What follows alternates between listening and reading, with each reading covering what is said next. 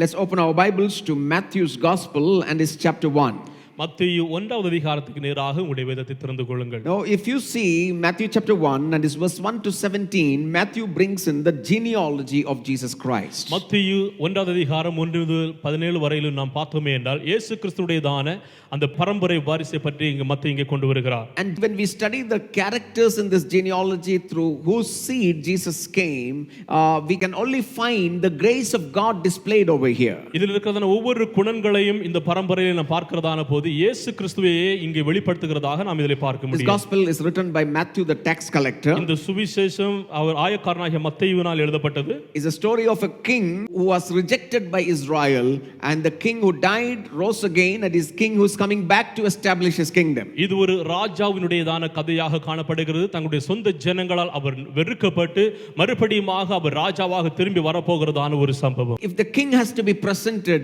in Jesus' time, the king has to be presented by the genealogy, by the ancestry that he has the right to reign as a king. ஒரு ராஜா அங்கே முன்னிலைப்படுத்தப்பட வேண்டும் என்றால் அவர் அவருடையதான பரம்பரையை அவர்கள் முதலாவதாக பங்கிட்டுக் கொள்ள வேண்டும். Matthew chapter 1 verse 1 says, மத்தேயு 1வது அதிகாரம் 1வது வசனம் சொல்லுகிறது, ஆபிரகாமின் குமாரனாகிய தாவீதின் குமாரனான இயேசு கிறிஸ்துவுடையதான வம்ச வரலாறு. So it is the genealogy of Jesus Christ. இது இயேசு கிறிஸ்துவுடையதான வாழ்க்கை பரம்பரையாக காணப்படுகிறது. And three prominent people are taking prominence in this genealogy. இந்த பகுதியிலே மூன்று விதமான ஜனங்கள் முக்கியமான பங்கை வகிக்கிறவர்களாக நாம் இதிலே பார்க்க முடியும். If you see the entire genealogy, it is covered by chapter 1 and is verse 17, and in these two verses we can find the mention of three people. இந்த முழு பரம்பரையுமே இந்த மத்தேயு 1வது அதிகாரம் 1வது வசனமும் 17வது வசனத்திலும் இந்த இரண்டு வசனங்களிலும் இது உள்ளடங்குகிறதாக நாம் பார்க்க முடியும்.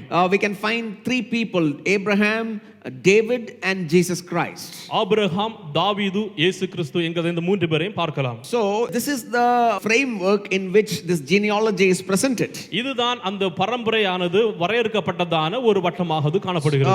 Abraham is the father of Israel.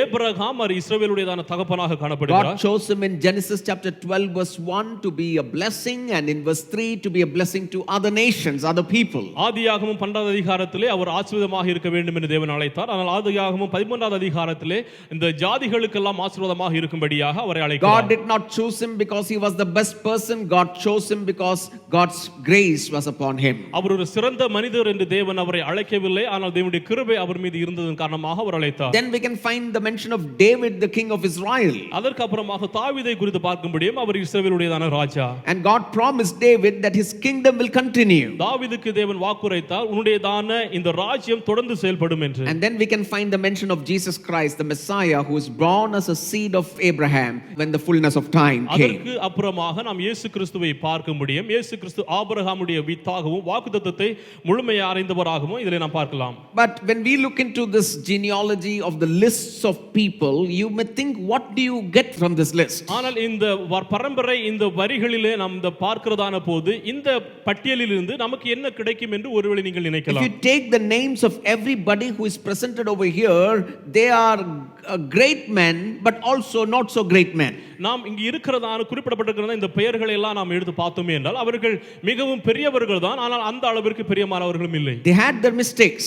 அவர்களுடைய வாழ்க்கையிலும் தவறுகள் காணப்பட்டன. In spite of that, God used them. அதன் மத்தியிலும் தேவன் அவர்களை God's பயன்படுத்தினார். grace covered them and God used them. தேவனுடையதான கிருபை அவர்களை சூழ்ந்து கொண்டது, தேவன் அவர்களை பயன்படுத்தினார். Abraham was a man of faith, a father of faith. Abraham அவர் ஒரு விசுவாசத்தின் தகப்பனாக இருக்கிறார், விசுவாசிகளுக்கு எல்லாம் தகப்பனாகவும் காணப்படுகிறார். But he is not a good example.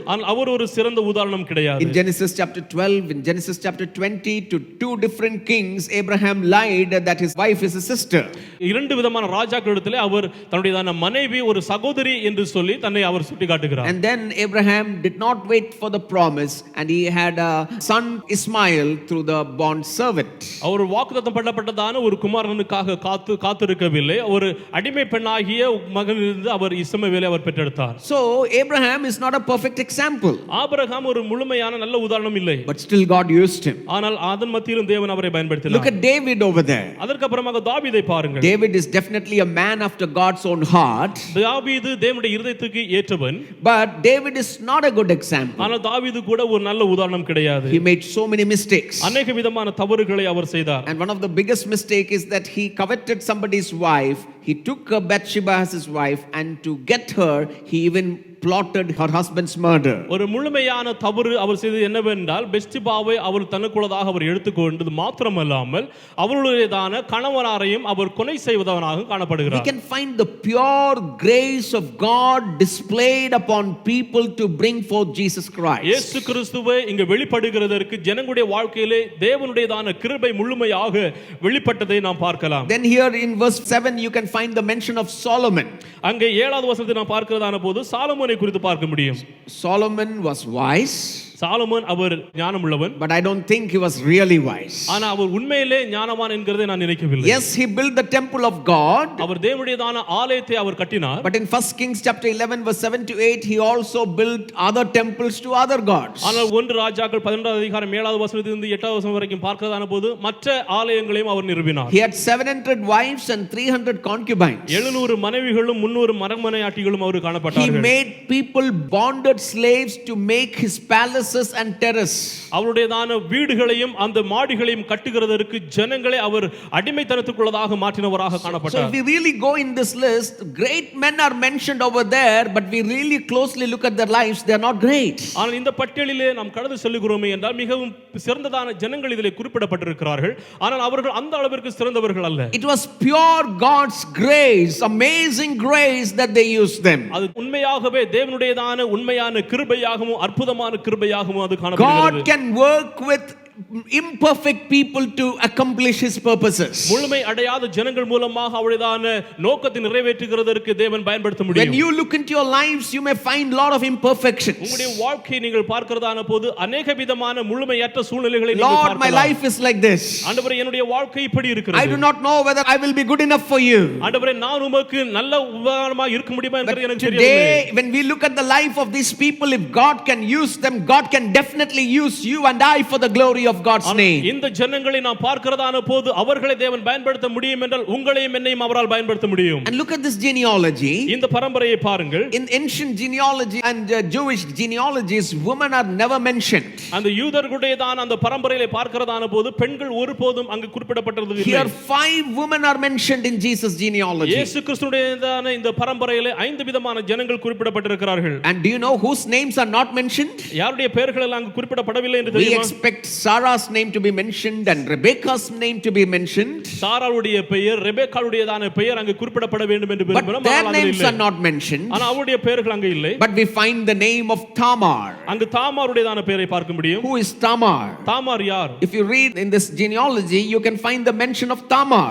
இந்த பரம்பரையை நாம் படித்தோமே என்றால் தாமாருடையதான பெயர் குறிப்பிடப்பட்டிருக்கிறதை In verse பார்க்க முடியும். 3. வசனம் 3. Tamar is not a Jewish person. Tamar அவர் ஒரு யூத பெண் கிடையாது. She was a Canaanite. Our கானானியர். Her story in Genesis chapter 38 is not a nice story. அவருடையதான அந்த கதை ஆதியாகமம் 38வது அதிகாரத்தில் பார்க்க முடியும். அது ஒரு நல்ல கதை அல்ல. She has twin sons born through an illicit relationship, to a deceiving relationship to her father-in-law. தன்னுடையதான மாமனாரோடு கூட ஒரு தவறான ஒரு சரியல்லாத விதமான ஒரு உறவோடு கூட பிறந்ததான ஒரு 2 விதமான குமாரர்கள். And God chose her to bring her in his genealogy. ஆனாலும் தேவன் அவருடையதான அந்த பரம்பரையிலே கொண்டு வருகிறதற்காக அவளையும் பயன்படுத்தினார். Then we have Rahab over there. அதற்கு அப்புறமாக ராகாப் Do இருக்கிறார். you remember Joshua chapter 2, Joshua chapter 6, we have Rahab the prostitute, the Canaanite woman. யோசுவா 2வது அதிகாரத்திலும் 6வது அதிகாரத்திலும் அந்த கானானியராகிய பெண்ணாகிய ராகாபை குறித்து Not a சொல்லப்பட்டிருக்கிறது. nice story about her life. அவருடைய வாழ்க்கையும் ஒரு நல்ல ஒரு கதை இல்லை. But she decided to make a stand for the Lord. ஆனால் அவள் தேவனுக்கென்று நிலை நிற்க வேண்டும் என்று ஒரு முடிவு She எடுத்தாள். gave housing for the 2 spies of Israel. இஸ்ரவேலுடையதான அந்த வேகு பார்க்க வந்தான 2 பேருக்கு தன்னுடையதான வீட்டை And from ஆயத்தம் that பண்ணி கொடுத்தார். bad background, God brought her to be in the lineage of his son Jesus Christ. இந்த விதமான ஒரு தவறான பின்னணியிலிருந்து இயேசு கிறிஸ்துவுடையதான பரம்பரைக்கு என்று தேவன் அவர்களை கொண்டு வந்திருக்கிறார். Ruth is mentioned over there, and Ruth is from Moab, Moabites. Ruth அதிலே குறிப்பிடப்பட்டிருக்கிறது. அவர்கள் ஒரு மோபாபிய பெண். You must know the origin of Moab. மோபாவுடையதான அந்த ஆரம்பத்தை நாம் தெரிந்து கொள்ள வேண்டும். Lot's daughters had their father drunk, and the children that were born were called the children of Moab. லோத்தினுடையதான பிள்ளைகள் தன்னுடைய தகப்பனாரை அவர்கள் குடிக்க வைத்து மதுபானம் குடிக்க வைத்து அதன் மூலமாக கொண்டு வந்ததுதான் அந்த மோபாவுடையதான But பிள்ளைகள். from that wicked nation, அந்த தவறான ஒரு ஜாதி, wicked descendants.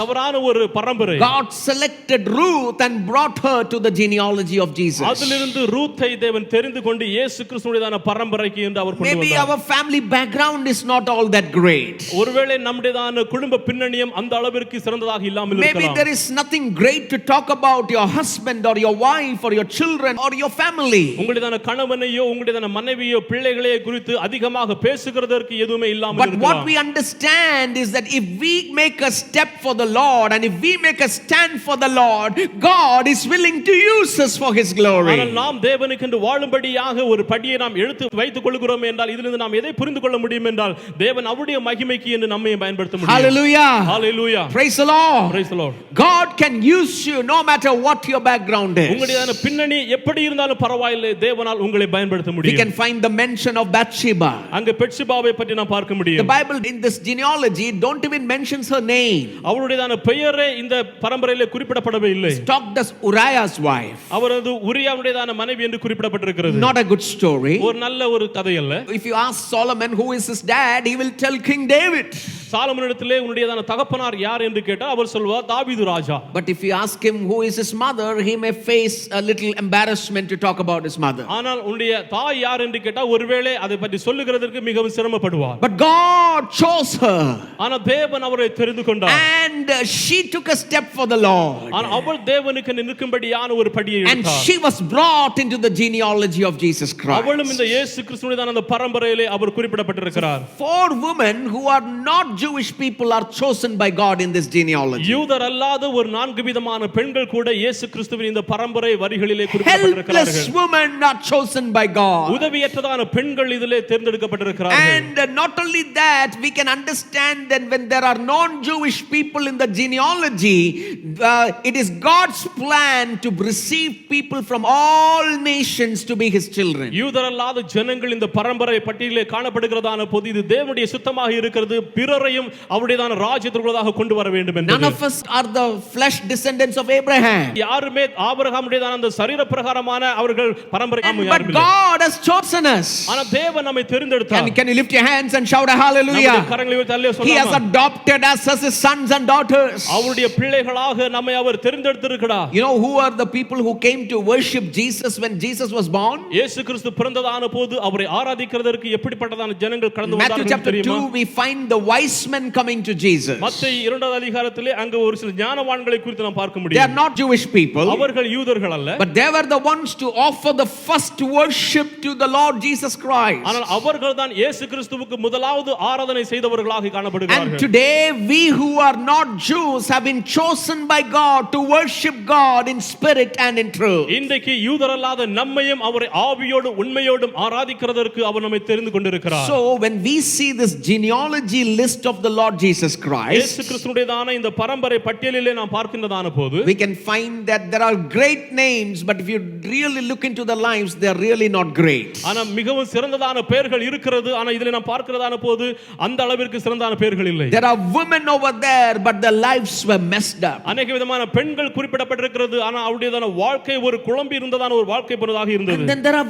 wicked kings of Judah who are mentioned over here. யூதாவுடையதான ஒரு சரியில்லாத தவறான ராஜாக்களுக்கு What குறிப்பிடப்பட்டிருக்கிறார்கள். is the message we get out of this genealogy? இந்த பரம்பரையிலிருந்து நாம் பெற்றுக்கொள்கிறதான செய்தி என்ன? It's all about the grace of God. இது எல்லாமே தேவனுடைய கிருபையாக Our காணப்படுகிறது. God is a God of grace. நம்முடைய தேவன் கிருபையின் தேவன். Grace is unmerited favor, not based on what you have done, but He's given grace freely to us. நாம் எதை செய்தோம் அதிலிருந்து கிடைக்கிறதான கிருபை அல்ல, ஆனால் அவர் நம்ம மீது கொடுத்ததான அந்த தயவாக காணப்படுகிறது. Aren't you glad that you and I received that grace in நீங்களும் Jesus? நானும் இயேசு கிறிஸ்துவின் மூலமாக அந்த கிருபையை பெற்றுக்கொண்டோம் என்கிறதை பற்றி நீங்கள் மகிழ்ச்சி அடைகிறீர்களா? We are not adopted by God. We are not the children of God because we are perfect.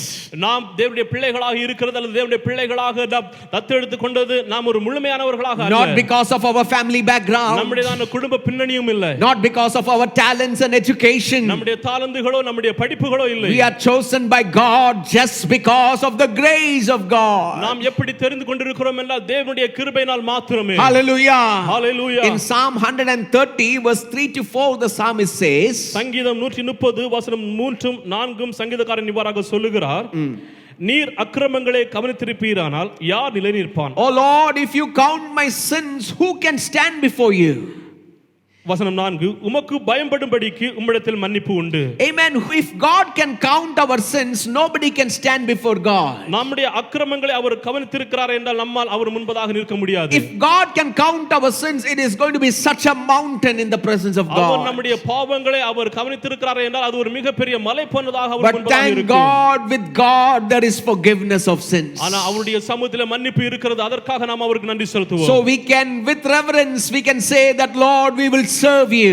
ஒரு மரியாதையோடு கூட ஒரு கனத்தோடு கூட அவர்ட்ட சொல்ல முடியும், ஆண்டவரே நான் உம்மை ஆராதிப்பேன். Today morning this grace is available for anybody who is listening to me. இந்த காலை வேளையிலே என்னை கேட்டுக்கொண்டிருக்கிறதான எல்லாருக்குமே இந்த கிருபை அது கிடைக்கிறதாக இருக்கிறது. Your life may be messed up. உங்களுடைய வாழ்க்கை ஒருவேளை குழம்பி போய் You may இருக்கலாம். think that things are not going favorably to in my life. எல்லாமே என்னுடைய வாழ்க்கைக்கு அது சாதகமாக அமைகிறது இல்லை என்று நீங்கள் Maybe நினைக்கலாம். you have done some mistakes. ஒருவேளை நீங்கள் சில விதமான தவறுகளை But செய்திருக்கலாம். if you come to Jesus, ஆனால் நீங்கள் இயேசு கிறிஸ்துவிடத்தில் if you வருகிறீர்கள், surrender your life completely to him, உங்களுடைய வாழ்க்கையை முழுவதுமாக இயேசு God is கிறிஸ்துவிடத்தில் willing to give you his grace this morning. தேவன் அவருடையதான கிருபையை இந்த கால வேளையிலே கொடுக்கிறதற்கு This போதுமானவராக great இருக்கிறார். and magnificent God works with messy people who are willing to surrender their lives to இந்த Jesus. பெரிய மகத்துவமான தேவன் அவர் குழம்பி போய் இருக்கிறதான ஜனங்கள் மத்தியிலும் அவர் செயல்பட வேண்டும் என்று அவர் When விரும்புகிறார். Jesus came into this world, he identified himself with sinners. இயேசு கிறிஸ்து இந்த உலகத்திலே கடந்து வந்ததான போது பாவிகளோடு கூட அவர் தன்னை அடையாளம் கண்டு கொண்டவராக இருக்கிறார். Anybody who listens to Jesus, Jesus is called as a friend of sinners. இயேசு கிறிஸ்துவுக்கு யார் யாரெல்லாம் செவி கொடுத்தார்களோ அவர்களை எல்லாம் இயேசு கிறிஸ்து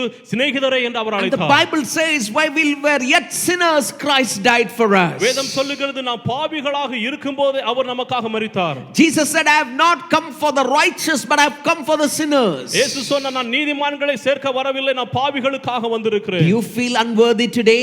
இன்றைக்கு நீங்கள் தகுதியற்றவர்களாக Do உணர்கிறீர்களா? you feel that you are not up to the standard of God? தேவனுடையதான அந்த நிலைக்கு ஏற்றாற்போல் நான் இல்லை என்று நினைக்கிறீர்களா? Jesus came for people like you and I. உங்களையும் என்னையும் போன்றதான ஜனங்களுக்காகவே இயேசு கிறிஸ்து கடந்து Jesus said, வந்தார். it is not the healthy who need the doctor, it is the sick who needs the doctor. ஒரு நன்மையான முறையில் ஜீவிக்கிறதான ஒரு மனிதனுக்கு மருத்துவர் தேவையில்லை, நோயாளிக்கு வியாதியஸ்தருக்கு மாத்திரமே மருத்துவர் தேவை The என்று இயேசு good சொன்னார். thing is that Jesus is the doctor of our spiritual life. இயேசு கிறிஸ்து நம்முடையதான ஆவிக்குரிய வாழ்க்கையை அவர் மறுரூபமாக்கி எடுத்துக்கொண்டவராக And இருக்கிறார். he wants to heal us this morning. இந்த காலை வேளையிலே அவர் நம்மை சுகப்படுத்த வேண்டும் என்று You are விரும்புகிறார். broken in your spirit. உங்களுடைய ஆவியிலே நீங்கள் You are உடைக்கப்பட்டிருக்கிறீர்கள். broken in your emotions. உங்களுடையதான உணர்வுகள் Are you உடைக்கப்பட்டிருக்கிறீர்களா? broken in relationships? உங்களுடையதான உறவுகளில் Are you உடைக்கப்பட்டிருக்கிறீர்களா? broken in sin? உங்களுடையதான பாவங்களில் நீங்கள் உடைக்கப்பட்டிருக்கிறீர்களா? Allow this doctor to heal you by his love and his grace in your life. அவருடையதான அன்பும் கிருபையின் மூலமாக இந்த மருத்துவர் உங்களை சுகப்படுத்துகிறதற்கு நீங்கள் அவர்களை அனுமதியுங்கள். Hallelujah. Hallelujah. Our God is a God of grace. நம்முடைய தேவன் கிருபையின் தேவன். And this grace is available to us through his son Jesus Christ. அவருடைய குமாரனாகிய இயேசு கிறிஸ்துவின் மூலமாக இந்த கிருபை நமக்கு கிடைக்கிறதாக இருக்கிறது. Tell God, I thank you for Jesus. ஆண்டவரே, இந்த இயேசுவுக்காக நான் நன்றி செலுத்துகிறேன் என்று சொல்லுங்க. Thank you for your amazing grace. உம்முடையதான அற்புதமான அந்த கிருபைக்காக ஸ்தோத்திரம். Thank you for your grace for a sinful man and woman like me. ஒரு பாவியாக மனிதனாகிய மனுஷியாக எனக்கு அந்த கிருபை இருந்தபடியால் Thank you for நன்றி. choosing me and thank you for forgiving me. ஆண்டவரே, என்னை தெரிந்தெடுத்து என்னை மன்னிக்கிறதற்காக நன்றி. Jesus is a royal king. அவர் ஒரு ராஜரீகமான ராஜா. Jesus is gracious. அவர் கிருபை நிறைந்தவர். And when we give our lives to Jesus, நம்முடைய வாழ்க்கையை நாம் அவரிடத்தில் கொடுக்கும்போது he pulls us into his royalty. அவர் அவருடையதான அந்த ராஜரீகத்திற்கு நேராக நம்மை இழுத்துக் கொள்ளுகிறார். We are not royalty. நாம் ராஜரீகமானவர்கள் We அல்ல. are born in sin, நாம் பாவிகளாக பிறந்திருக்கிறோம். wretched people. நாம் வெறுக்கப்பட்டதான But ஜனங்கள். when we believe in Jesus and what he has done for us, நாம் இயேசு கிறிஸ்துவை விசுவாசித்து அவர் நமக்கு என்ன செய்தார் என்கிறதை நாம் ஏற்றுக்கொள்ளும்போது we are pulled from our wretchedness and brought into the royalty of the King Jesus Christ. அந்த விலையற்றதான கெட்ட விதமான காரியங்களிலிருந்து அவர் நம்மை ஒரு ராஜரீகமான நிலைமைக்கு நேராக அவர் நம்மை கொண்டு We வந்திருக்கிறார். hear reports of many rich people adopting peoples from the slums of India and different places of Africa. அநேக விதமான ஒரு சிலம் நிறைந்ததான பகுதிகளிலிருந்து அநேக பெரிய மனிதர்கள் ஜனங்களை தத்தெடுக்கிறதையும் ஆப்பிரிக்கா பகுதியிலிருந்து ஜனங்கள் தத்தெடுக்கிறதை நாம் They would கேட்டுக்கொண்டிருக்கிறோம். have been born in an illicit relationship, அவர்கள் ஒருவேளை ஒரு தவறான உறவின் மூலமாக or they would பிறந்திருக்கலாம், have been born in a very poor background, அல்லது அவர்கள் ஒரு பாவமான ஒரு நிலைமையிலே அவர் or பிறந்திருக்கலாம். they may be orphans and there is nobody to care for them. அவர்களை கவனிக்கிறதற்கு யாருமே இல்லாத ஒரு அனாதைகளாக இருக்கலாம். Here comes somebody who is rich and adopts this child, இங்கே ஒரு மிகவும் உயர்ந்ததான ஐஸ்வர்யவான் கடந்து வந்து அந்த குழந்தையை and the தத்தெடுத்துக்கிறார். identity is changed. அவருடையதான அந்த அடையாளம் The மாறுகிறது, position is changed. அவருடையதான நிலைமை The மாறுகிறது, name is changed. அவருடையதான பெயர் The மாறுகிறது, place is changed. அந்த இடம் மாறுகிறது. And that's what Jesus has done for you and I. அதேதான் இயேசு கிறிஸ்து உங்களுக்காகவும் எனக்காகவும் அவர் He செய்தார். came down into the wretchedness of this world. இந்த உலகத்தில் இருந்த அந்த அழுக்கு நிறைந்த இடத்திற்கு இயேசு கடந்து வந்தார். And he has taken us out of this world and has made us into his royalty. அந்த உலகத்திலிருந்து அவர் நம்மை எடுத்துக்கொண்டு அவருடைய ராஜரீகமான தன்மையில அவர் நம்மை நிலைநிறுத்தி Can you இருக்கிறார். lift your hands and shout a hallelujah? கரங்களை உயர்த்தி அல்லேலூயா Thank சொல்லலாமா? God for lifting me up. ஆண்டவரே என்னை உயர்த்தினதற்காக நன்றி. And then this king's royalty is not like any other royalty.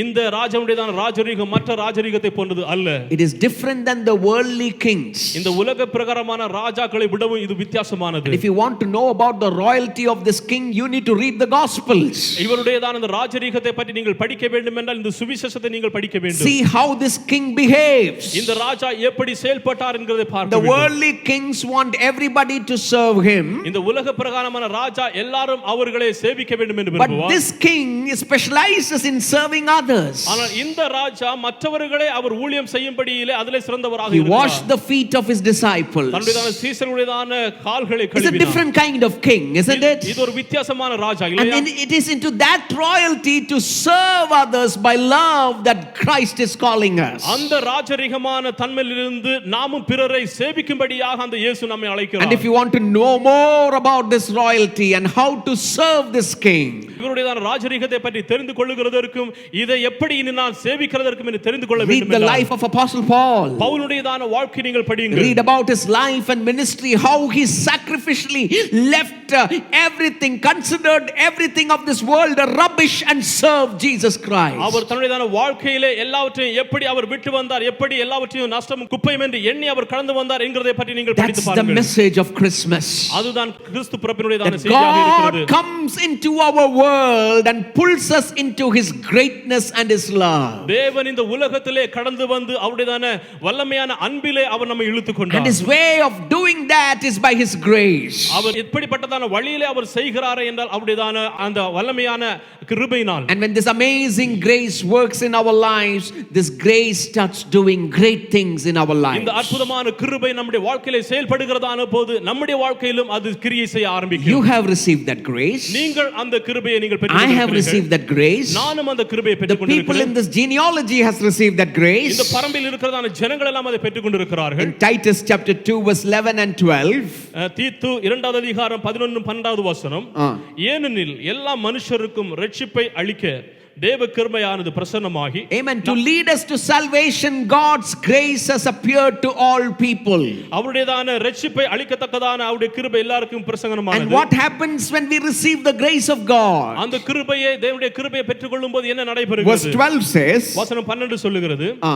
நாம் அவபக்தியும் லௌகீக இச்சைகளையும் வெறுத்து தெளிந்த புத்தியும் நீதியும் தேவபக்தியும் உள்ளவர்களாய் ஜீவனம் பண்ணுவோம். and the grace teaches us to say no to ungodliness, அந்த கிருபை அது தேவபக்தி இல்லாதவைகளுக்கு வேண்டாம் என்று சொல்லுகிறதுக்கு உதவி no to செய்கிறது. worldly passions, நம்முடையதான இச்சைகளுக்கு இல்லை என்று சொல்லுகிறது உதவுகிறது. live self-controlled, நம்முடையதான தெளிந்த புத்தியோடு ஜீவிக்கிறதுக்கு கிருபை இருக்கிறது. upright and godly lives. நீதியும் தேவபக்தியுமாக ஜீவிக்கிறதுக்கு Yes, கிருபை no இருக்கிறது. matter what our background is, this grace comes, rescues us from that background. நம்முடையதான பின்னணி எப்படிப்பட்டதாக இருந்தாலும் பரவாயில்லை, ஆனால் இந்த கிருபை கடந்து வந்து நம்மை மீட்டுக் கொள்கிறது. Look at the life of Tamar, not a good background. தாமாருடையதான வாழ்க்கையை பாருங்கள், அது ஒரு சிறந்த உதாரணம் அல்ல. Look at David, it's not a great story. தாவீதுடையதான வாழ்க்கையை பாருங்கள், அதுவும் ஒரு சிறந்த கதை அல்ல. But God's grace comes down and picks us up as human beings. ஆனால் தேவனுடைய கிருபை நம்மிடத்தில் கடந்து வந்து ஒரு மனிதர்களாக நம்மை இந்த உலகத்திலிருந்து நம்மை இழுத்துக் And கொள்கிறது. now that grace teaches us to say no to ungodliness. இப்போது அந்த கிருபை தேவபக்தி இல்லாதவைகளுக்கு வேண்டாம் என்று It சொல்லுகிறது. gives us a renewed life of holiness and godliness in this grace. grace. ஒரு புதிய விதமான ஒரு பரிசுத்தத்தையும் தேவ பக்தியையும் அது கொடுக்கிறதாக இருக்கிறது. Hallelujah. Hallelujah. So it's not that we can continue in our condition. எனவே நம்முடைய தான் நிலைமைகளை நாம் தொடர வேண்டும் என்கிறது அல்ல. When we receive this grace, இந்த கிருபையை நாம் பெற்றுக்கொள்ளும் we போது learn to live holy. நாம் பரிசுத்தமாக ஜீவிக்க We learn to live godly. தேவ பக்தியோடு We ஜீவிக்க learn to live a self-controlled lifestyle. ஒரு தெளிந்த புத்தியுள்ளதான ஒரு வாழ்க்கை வாழ கற்றுக்கொள்வோம்.